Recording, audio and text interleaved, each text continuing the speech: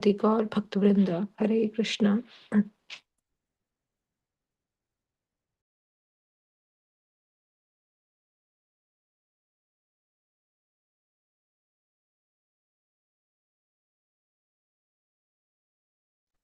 Hare Krishna. Hare Krishna. Prabhujis and Mataji.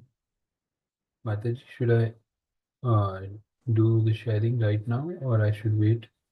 Yeah, yes, Prabhu. Maybe Arun Prabhu, if you are ready, I am fine with any order, Prabhu.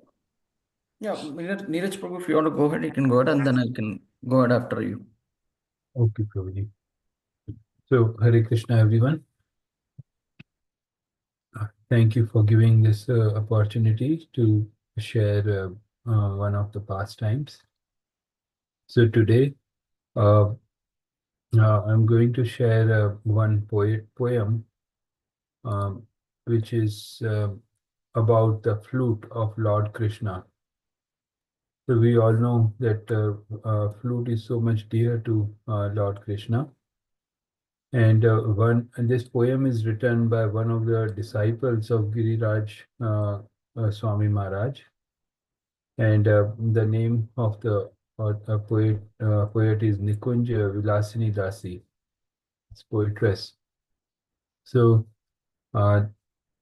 it's about a 6-page poem. This poem is inspired by the work of Jīva Goswāmī Gopala Campū and the work of Kaviraj Kavi Karnapūra, Ānanda Vṛndāvana Campū. And it is based on the pastimes of Lord Krishna in Vṛndāvana. So I will share the screen.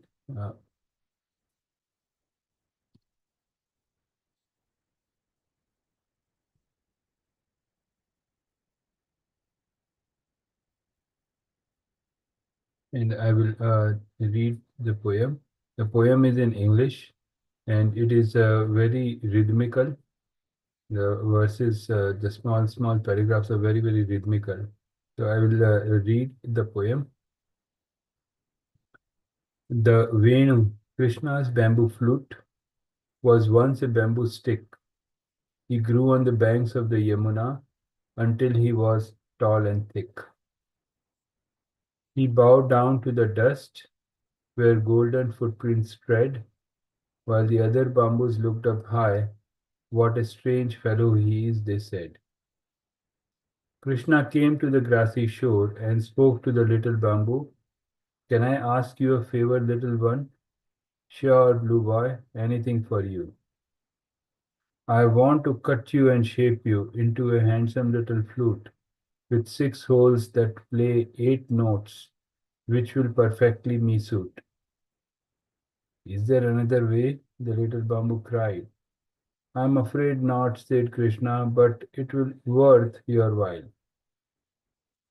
The bamboo stick became a flute that stays by Krishna's side. When Krishna leaves his cowherd friends, the flute smiles with divine pride.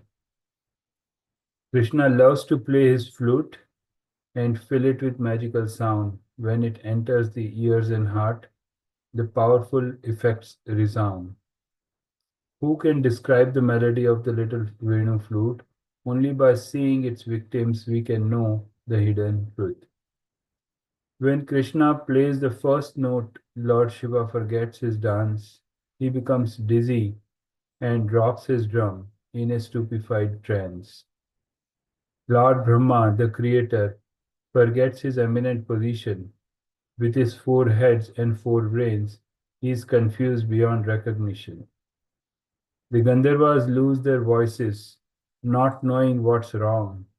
Lord Indra falls off his elephant and bows to the flute song. The second note echoes through Vrindavan's green pastures. The Yamuna starts to flow backwards. In bliss, she twirls and dances. The moon becomes stunned by the enchanting third note.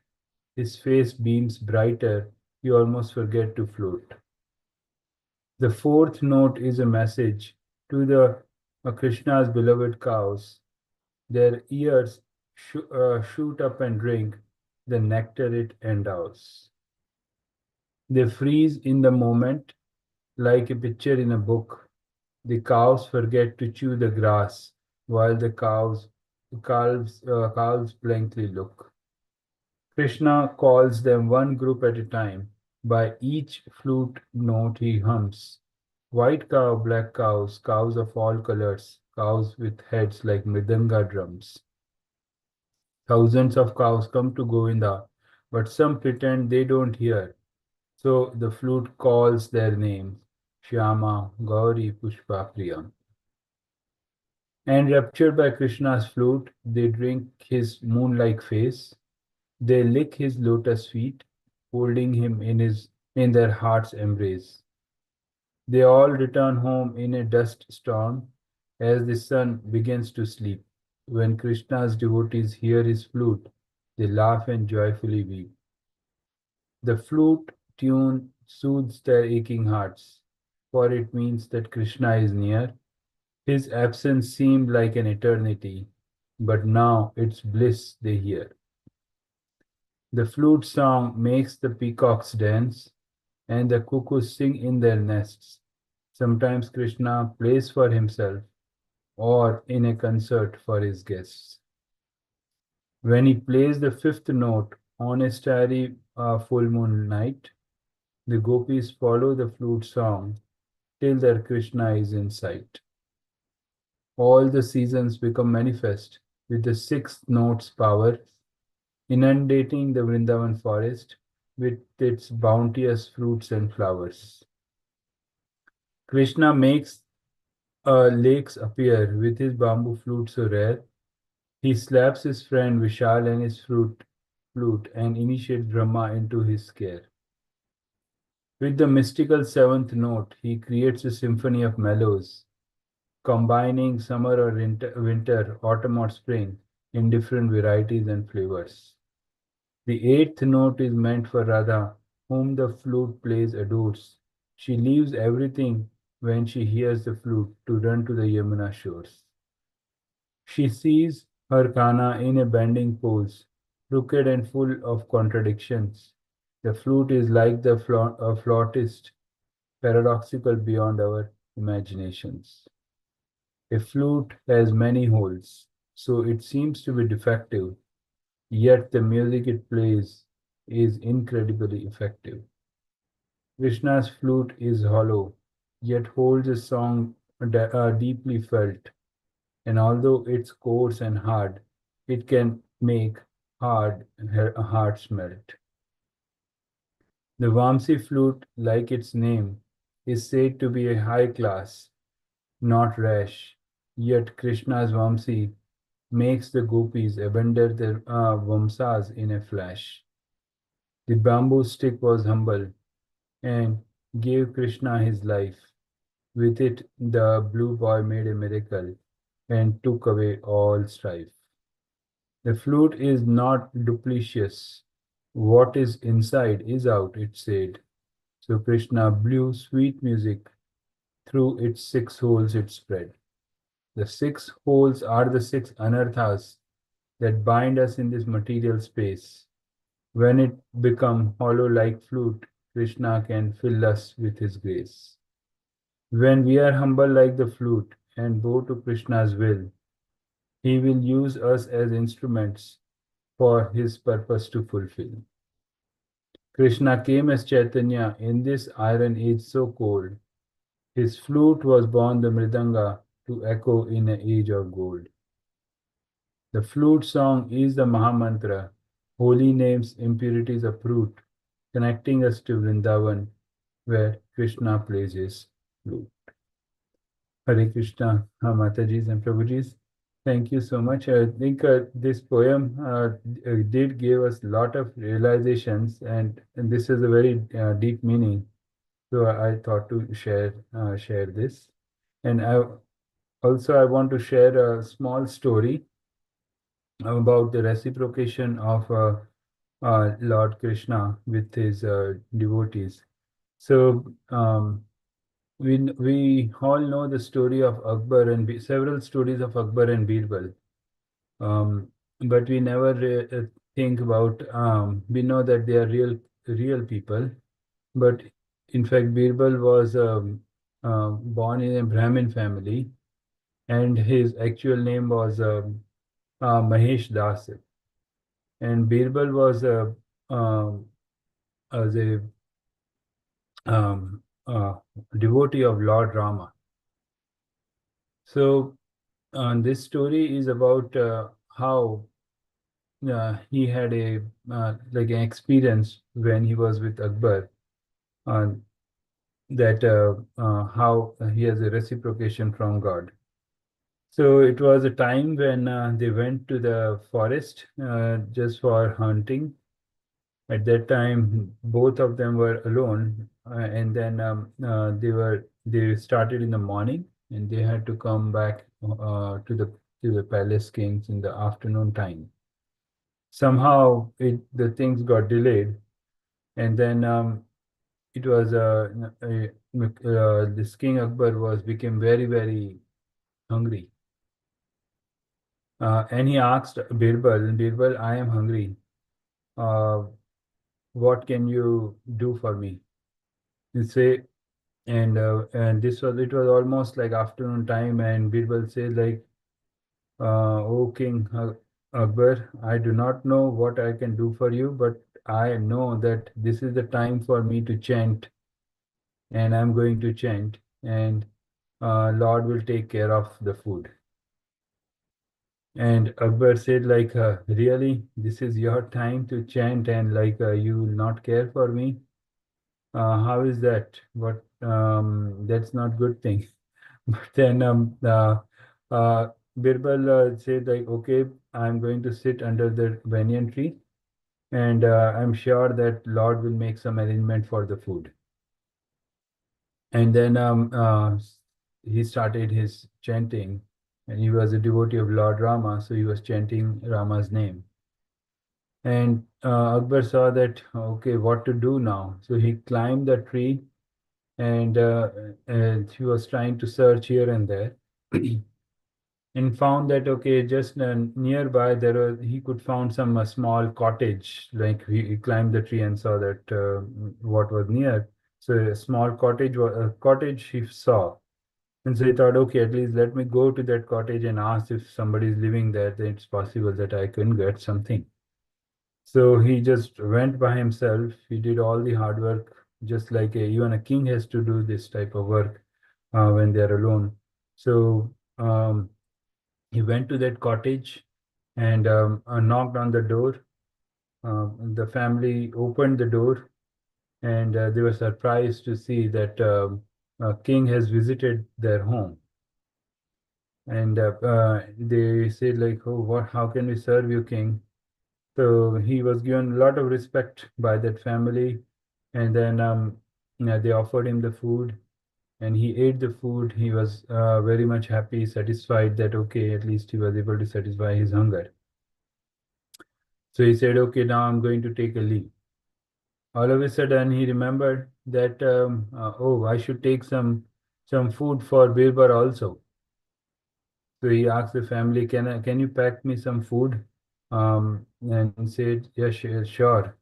So he packed the food, and by the time he reached back to Birbal, it was the time when Birbal has finished his prayers. So as soon as he finished the prayers, and Akbar was there, and so Birbal opened his eyes, and what did he see? That the Akbar in front of him with the food. So he said to Akbar, "Oh, thank you so much. See, Lord has already made the arrangement for my food. So this is it's Lord's mercy that he sent me the food." So Akbar was really surprised, and he said that, "Why do you say that? It's the Lord who has sent the food. I bought the food for you. I took all the efforts, and now you're giving the praise to the Lord." And then Birbal mentioned that, see, um, uh, you went there, you ate the food, but then you did not think, like, he was just trying to think and trying to analyze the situation, and he told Akbar that fine, you ate the food, but then what happened over there? Then Akbar realized that all of a sudden he remembered that he can bring some food for Birbal also. Then he mentioned this to Birbal. So Birbal says, see, so somebody made you remember that you had to bring something for me. That means that something was my Lord.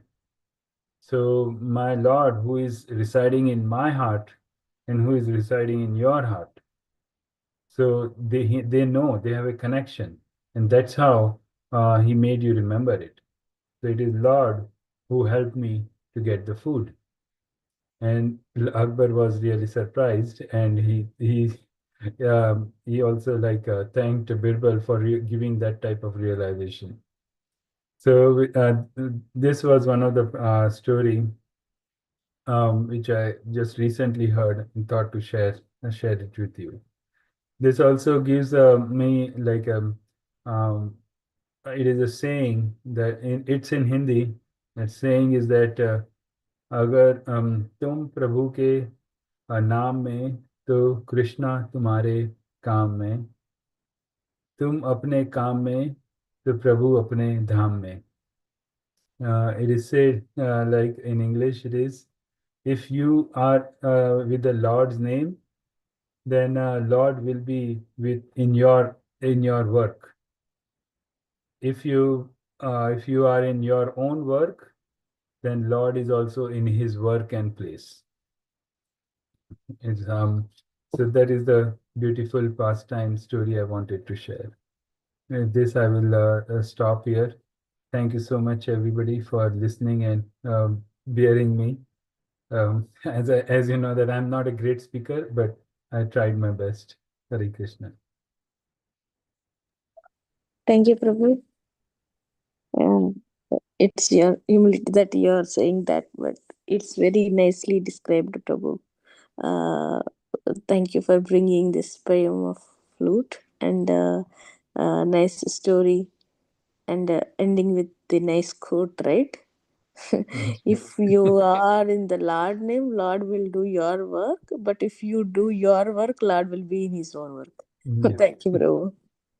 It's nice. Good. Hare Krishna. Hare Krishna. Please share that document. Do we have in online, or please share Yes. the document, Prabhu? I'll share, Mataji, in our WhatsApp group. I should share. Yeah, yes, Prabhu. Yes. Okay. Yeah. Just devotees, just a reminder. Actually, in our WhatsApp group, anyone can share your realizations and all. So please don't hesitate to share your realizations, your learnings, or anything that will be useful for everyone. Thank you. With that, Neeraj Prabhu, oh sorry, Arun Prabhu, you wanted to? Yes, Mataji. Hare Krishna devotees. So I wanted to share the story of Nala Charitram. So with you all. So Nala Charitram is basically narrated by sage Brihadashava to the Pandava prince Yudhishthira during their exile, during their Vanavas. So Yudhishthira, we all know the Mahābhārata. Yudhishthira, after losing everything in the game of dice, he laments his fate, and he was in the forest. I happened to meet sage Brihadarshava, who tells Nala's story. Right, Nala was also a very virtuous king that lived in the past, to kind of console him and show him that even great kings have faced misfortune, but they have overcome it through perseverance and devotion. Right. So Nala was a virtuous and is a very handsome king of Nishada, the kingdom of Nishada. Right.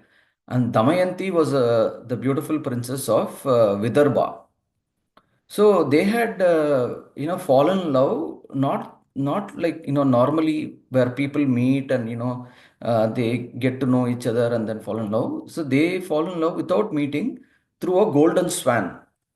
that carried messages between them. So it was more of a celestial intervention. We all know that we all have past lives. So based on celestial intervention, what the golden swan named Hamsa,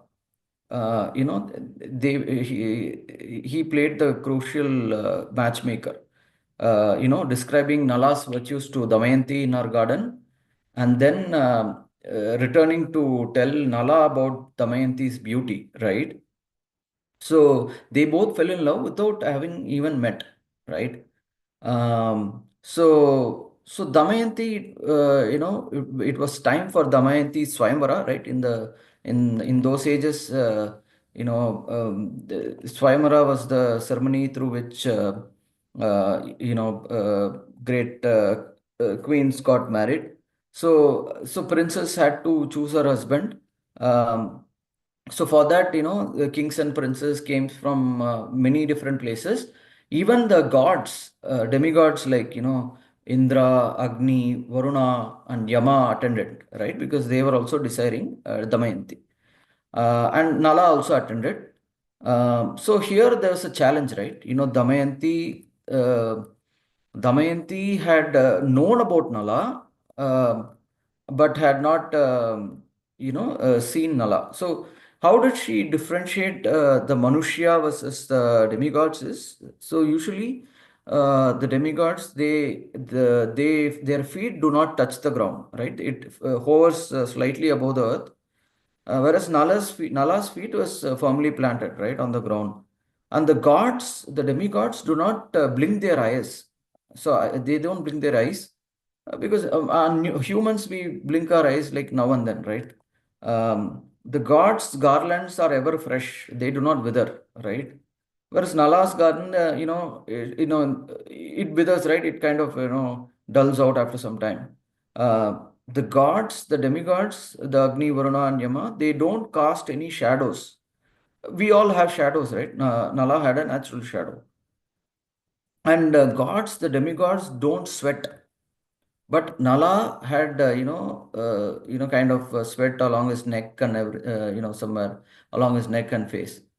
So through these subtle differences, Damayanti was able to recognize Nala and, garlanded him, choosing him as the husband, right?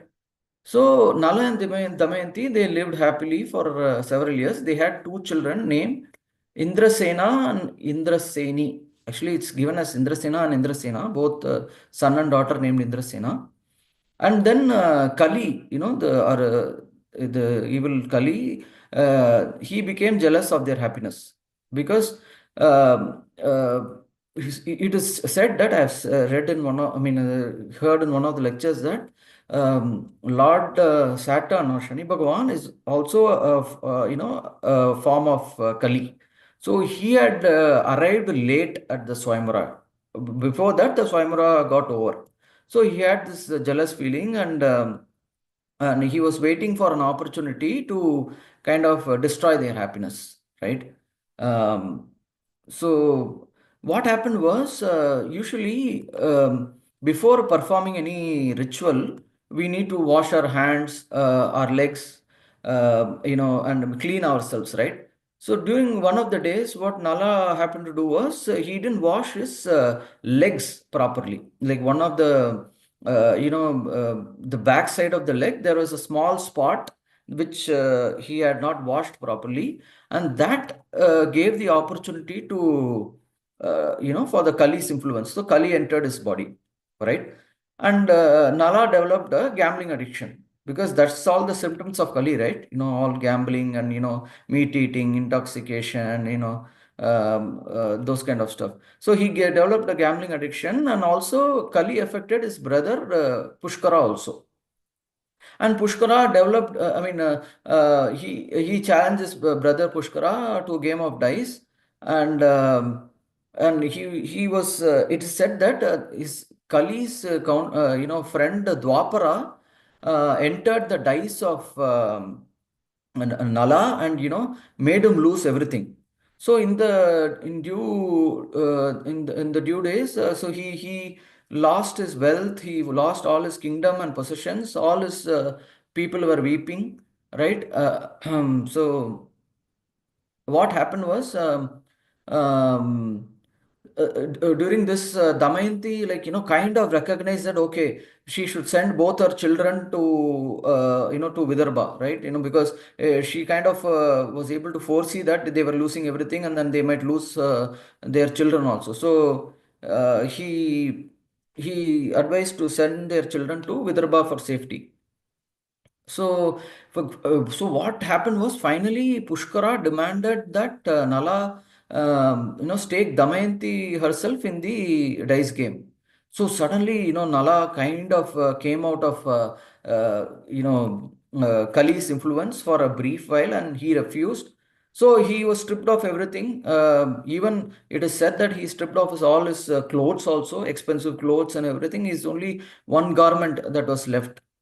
And he and his wife entered exile, right?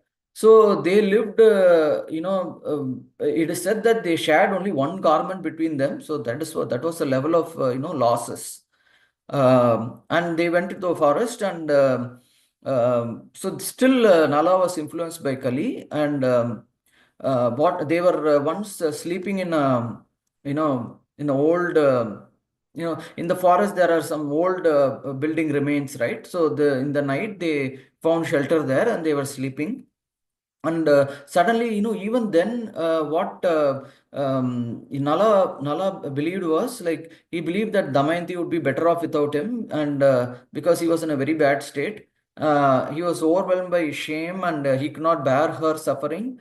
And Kali also planted doubts about, Damayanti's loyalty, right? So Nala was in a very pitiable position. He didn't have anything, so he was like thinking, why would Damayanti be still with him, right? And so like this way they had a lot of doubts. So he left Damayanti in the middle of the night. There he abandoned Damayanti. So Damayanti had to, so since it was a forest, she had to face wild beasts and, hunters who were trying to harm her. And then, finally she found refuge as a maid in the kingdom of Chedi, right? So meanwhile, Nala, what happened was, in the forest, he encountered a serpent king, Karkotaka, right? He was Karkotaka, the serpent king, was trapped in a forest fire. Nala rescued him, right? So Nala was a very noble king, right? So even during these very tough times, he displayed his nobility in times of even misery also. So in gratitude, the serpent actually bit Nala. So what we would have imagined is that, he would have given some form of blessing, or, some those kind of stuff. So, but he bit Nala, and the venom, the Karkotaka's venom, transformed him into a ugly dwarf named Bahuka. So it's a very, short in stature and, very ugly, right? But he told that this would partially free him from the Kali and protect his identity.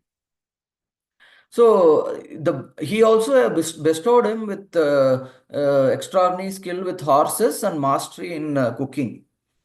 So using these gifts, he managed to secure him a position in King Rituparna's court, right? So now he was disguised as Bahuka, and he became the charioteer and also cook to King Rituparna in Ayodhya, right? So Damayanti, somehow after living in Cheda, she found her way to her home in Vidarbha. But she was still longing for her husband. And what happened was, she announced a second Swayamvara, right? Because she was hoping that somehow she will find her husband Nala again, right? So what happened was, this news reached Rituparna also, where Nala was living, right? Rituparna the king. It reached Rituparna also, and he attended this Swayamvara along with Bahuka, right? Who was the charioteer, right? So he rode him to Vidarbha. So here there was a challenge, where Damayanti, she kind of had a divine, thought that somehow she will find Nala in this Swayamvara. So what happened was, they all came, and the Swayamvara started. So they had, the Damayanti's maid was Keshini.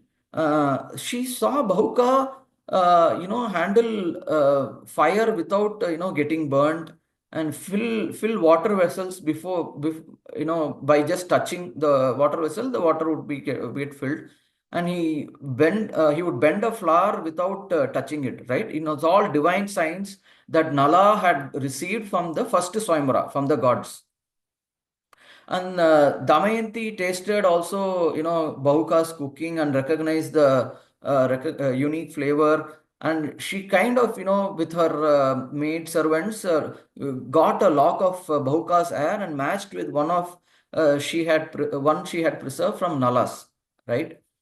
And so when also Damayanti kind of secretly, when Bahuka was alone, she brought their children in front of him, Indrasena and Indraseni.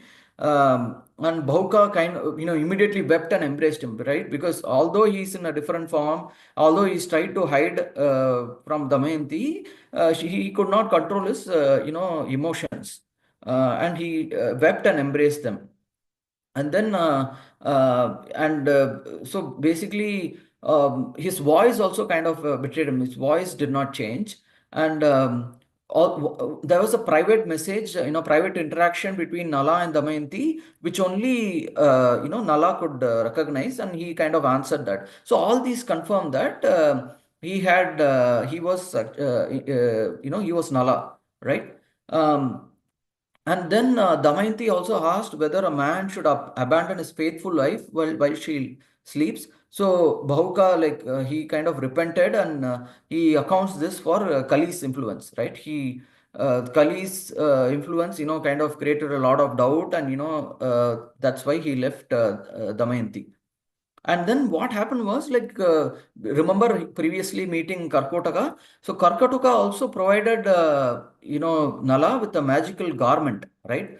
So he said that at the right time, when you wear this magical garment, you will regain your handsome form again, right? So he, Bahuka got reminded of this, and he wore the magical garment, and then he became the handsome Nala again. So they both reunited, and in tears of joy.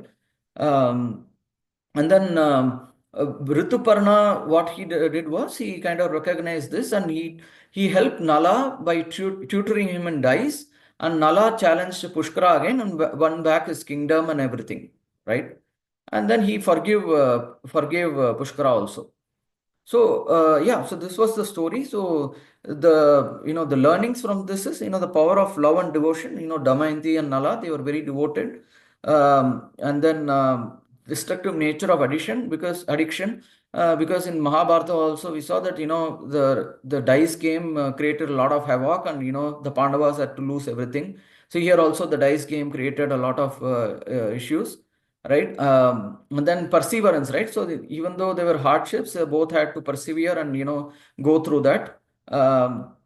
So these were the things. There's a famous loka, Karkotasya Nagasya Damayantyaha Nalasya cha Rituparnya Adashehe Kirtanam Kalinashanam.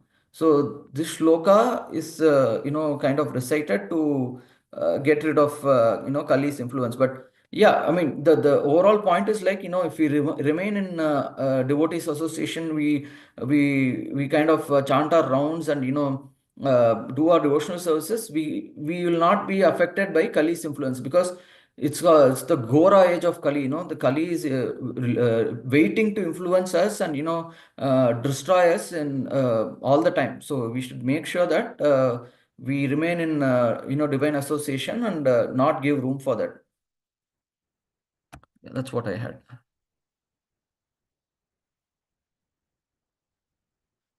Thank you. Thank you, Prabhu. Very nicely described all the events and last message.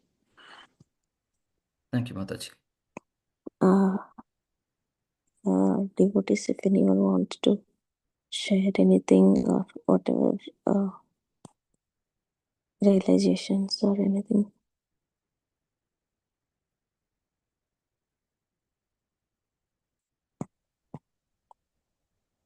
If no one has anything, I can say a few words.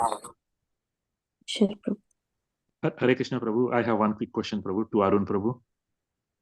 Hare Krishna, Prabhu. I have one quick question. Sorry, Lord Prabhu. I have one question to Arun Prabhu. Is what I am saying. Arun Prabhu, I have a question. Prabhu, I want to know. Maybe I missed this part. Who is Pushkara, Prabhu? Pushkara is Nala's brother. Okay. Okay. It's a dice challenge between Nala and Pushkara that happens. Yeah, And then he because loses. Okay. Yeah, it's a sorry, I missed that part.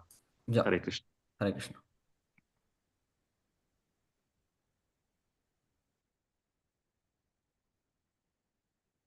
Are we good? Yeah, thank you, Prabhu. Thank you, Arun Prabhu and Neeraj Prabhu. It was very nice presentations. Yeah, Hare Krishna.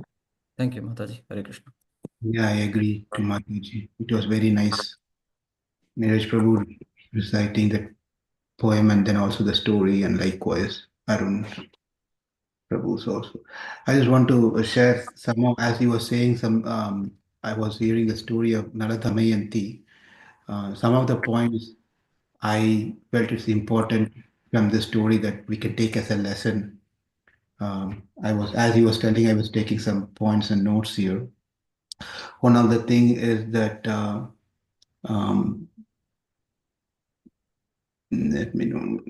Yeah, from Nala, we have to learn that we get involved in those things that we are comfortable with and we have practiced and we are some knowledge. Otherwise, we don't get into those things and ruin our life. Same like Yudhishthira Maharaj, right?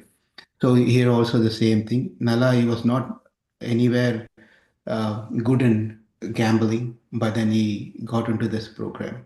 Likewise, we also have to be very careful. If you're not, leave aside the gambling. The message is that do things which you're comfortable with, and if you're not comfortable, get comfortable before you get into that one. Not just like that, right? So we have to have that one. Number one. Number two from Nala is there are always people around us. It's not that to see bad about everyone, but there are many people who are waiting for opportunity to cheat, take advantage of. Sometimes if you're humble, sometimes you're down to earth. Naturally, it's an opening door for someone to take advantage of that person. So humility does not necessarily mean that you allow others to be stamped on you, right? You have to be very careful because we are not in Satya Yuga, we are in Kali Yuga. So we have to deal with Kali Yuga people. So we have to be careful on those things also for people to not take advantage of us. That's from Nala. And from Damayanti, what a chaste wife she was. Even if you have a beard and you one day you've been having a beard for 10 years, and then suddenly you decided from your work you go shave everything and come, and wife will ask, who are you? She couldn't even recognize what happened to you, right? So in this case of Damayanti, this whole Nala was completely transformed into a different personality, by the way. If you read the story, completely transformed. No one can recognize this person as Nala, but she was able to recognize based on his movements, his qualities and characters and things like that. That means how well she knows her husband, how well she knows her husband. Likewise, in the married life, between husband and wife, irrespective of their physical appearance or changes that may happen, that characters and good characters and behaviors should be the focus rather than the appearance, right? And Damayanti could have thought, oh my God, my husband was very handsome, now he has become like this, and forget about him. Anyway, I started the Swayamvara, let's go find another guy. She was not like that. She wanted to change the situation. So, Dhambatyam means the married life is in such a way you make an agreement, you live it, you make it happen, irrespective of whatever challenges, whatever differences, whatever things may happen in our life. We are not going to give up that married life. Sometimes we hear that people are married for 30, 25 years, 30 years, or they are divorced. Amazing. And they have grown up children. Right? This is all unbelievably things are happening around the world. So Damayanti is a very chaste wife, and in spite of all the situations, she was very committed to her husband. And then another point from Nala we have to understand is he did not necessarily abandon his wife just because he didn't know the Shastra, he doesn't know the Grahastha Dharma. The thing is that now that because of my mistake, my wife is suffering. Why should she suffer like me? If I just disappear from her presence, unless and until I'm with her, she's not going to leave me. She's going to go through all the suffering. Therefore, only way to take care of her, I cannot take care of her, is to send her back to her parents. How do we do this one? I have to be away from her, and she'll find her way back to home. And that's exactly what happened. And Nala was thinking welfare of her his wife in that aspect, in those aspects. That's about Nala and Damayanti.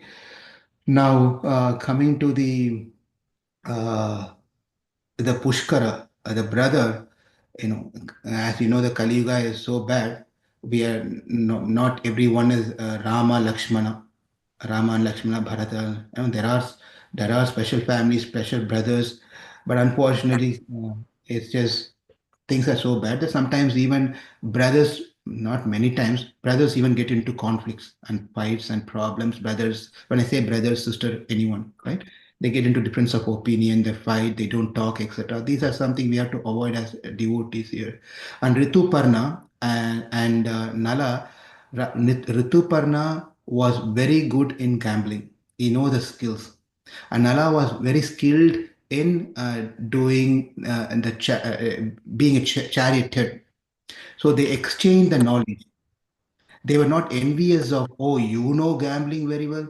Then he didn't become envious of this person. Rather being envious, learn the skill from the other person and you share the skill with other person, what we have. So everyone has the knowledge. What is the point of we thinking that how nice he is doing? Why not me? How nice? Well, if you have any special thing, you teach that person. Let that person teach you what the skill he has. And we have to have this openness of wanting to share the knowledge of what Krishna has given as a special skills to us, not to keep it to ourselves and be very self-centric. We have to share the knowledge to others also. Whatever is that knowledge maybe that we can learn from Rituparna and then Nala, how they are willingly trying to come to a win-win situation. I'll teach you this, you teach me this one. That is a thing. And another point is Karkotaka. Karkotaka, if you don't know who Karkotaka is, Karkotaka comes into the family of Seshanaga and Vasuki, the big snake that they used to churning, and they're all one family. They're all brothers and sisters, by the way. They born to the same father and mother. Just an information, because in Mahābhārata, the 100 names of the serpents are given. The names of serpents are given. It's just so amazing. When you read those names, you'll, I remember in some story I heard this name of the snake, this thing. So Karkotaka falls into that particular family. But here, Karkotaka, for no reason, come and strike or bit Nala. Sometimes we also go into life situation where unexpectedly we get into some difficulty in our life. Can someone mute the phone if you're not talking? Someone is okay. Thank you. So sometimes we may wonder, this has to happen to me, right? This difficult thing happened to me, something really terrible thing happened to me. But then that became not a curse, it became a boon for Nala. If Nala was as he was, it would have been very difficult for him. That should be a life-changing situation in his life so that the end result is going to be blessing for him. Many times, Karkotaka comes in our life also. And you know what Karkotaka means. The situation may come into our life, may bit us, may do some things to us. We may completely be depressed, completely like helpless situation. But that could be not a curse, that could be a boon eventually. And especially for the devotees of Krishna, it is never a curse. We should have that Mahavishwasa Purvakam, Mahavishwasam. Anything that happen in our life, it is not a curse. It is just a blessing in the form of curse, that's all. But it's really not curse, it's a blessing that we learn from Karkotaka. Now, another last couple of points is Kali, how Kali is just waiting for an opportunity to bring us down. And irrespective of how great we are, right? We may be a great devotee. Kali does not spare Maya or Kali, however you want to name it. It doesn't spare anyone. It's just waiting near our door, not near our door, right behind us, waiting for an opportunity to pull us down. That's a service anyway. We should not be, telling why are you doing this one. That's a service has been appointed and been given the service. That is what the Kali is. Just imagine a little portion of the feet was not washed, caused the life. This is exactly similar situation for Harichandra's story. Also, something similar thing happened. Anyway, coming back here, so that's a small situation of not fully washing the feet. A little bit portion has been left that could have caused such a big thing in life. Then how careful we have to be in our daily cleanliness. This is a simple practical how clean we should be. And how, first of all, externally we have to be clean. Internal cleaning is the work that we have to do. If we can't even be externally clean, then we are giving a big wide door open for our making ourselves and bring an obstacle or a roadblock to our Krishna consciousness. Right? We don't want to do that. These are some small things that we can make changes in our life. Simple thing we can make our changes in our life, which will help us to quickly progress in Krishna consciousness. And these are some of the points I thought I'll just share to the beautiful story told by Arun Prabhu. Thank you for bringing up this story. Hare Krishna. There could be more, but quickly I could only note some of these points as you were telling the story. I'm sure you all have more realization than this. Hare Krishna. Thank you.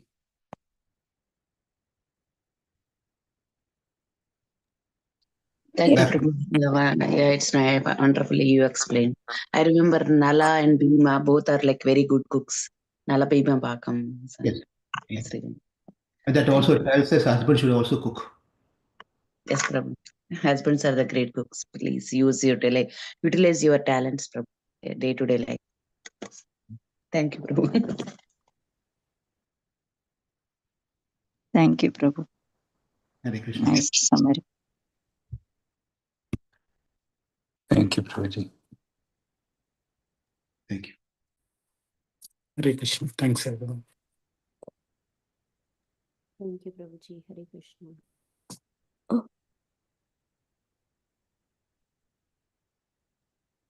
This one I liked it, Prabhu.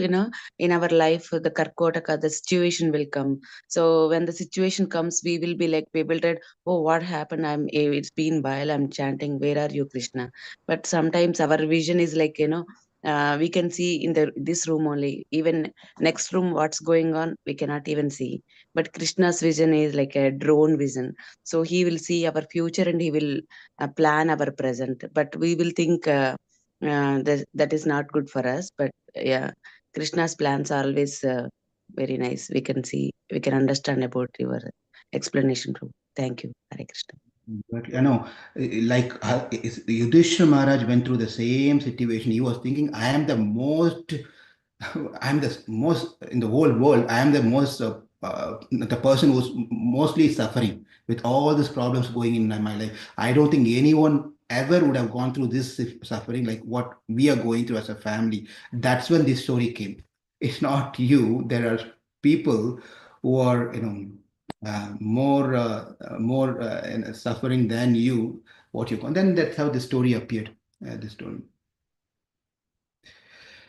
All right, Kanta Mataji, are we done? Yes, Prabhu. If no one have any other realizations, comments, we can close the call and we can meet tomorrow at 5 a.m. Thank you. Hare Krishna. Thank you. Hare Krishna, Prabhu. Hare Thank you, Krishna. Lord. Hare Krishna.